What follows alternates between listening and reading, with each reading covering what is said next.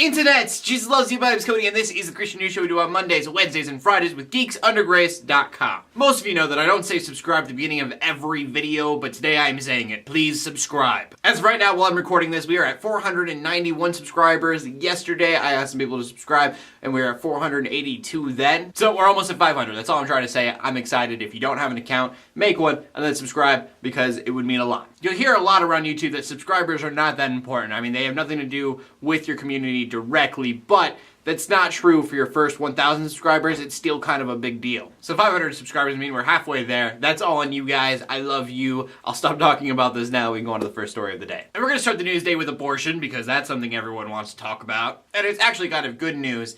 Abortion rates are the lowest they have been since Roe vs. Wade. Now, in 2011, that number was still 730,322 abortions. That's in the United States, not counting California, Maryland, and New Hampshire. And so that number is still huge, but it is down by 14% since 2002. And to me, that is a good thing. Like I've said, I would totally be pro-life if it wasn't for Kermit Gosnell. Because the fact of the matter is, when abortions are done illegally, they are just so much worse. But that being said, I don't like the way it's set up right now. I don't think that you should have abortion clinics. I don't think people should be making a business out of killing people. And 730,000 is just such a big number. But like I said, down 14%, hopefully that percentage gets higher, and it's good that people are maybe starting to get it. And moving on to a much lighter note, when you talk about Kirk Cameron, who somehow still seems to be in good spirits even after the score that his last movie got. We talked about it back when the trailer came out and that it didn't look all that great. The cover looks like a Sharknado cover. I mean, really? But not only is it a bad movie, it has the worst score ever on IMBD. And also Rotten Tomatoes gave it a 0% by the critics. And so here's the thing, I love Christian movies. I think that Christian movies are a fantastic thing. I think that we should go support them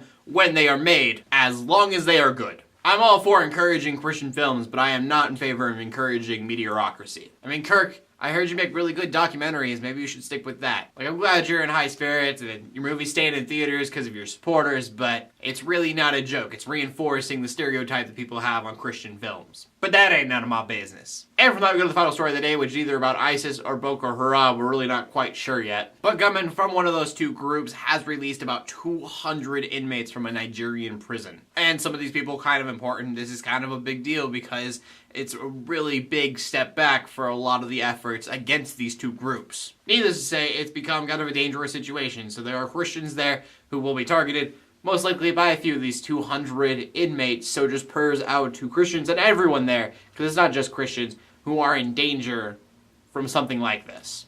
I hate ending with bad news, but bad news happens and we have to talk about it. So just prayers out to people who could be in danger because of this. And for that, we're going to go to the question of the day. And you know I like to keep my questions kind of on the lighter side. So we're going to go back to movies. We talked about the worst movie ever, possibly.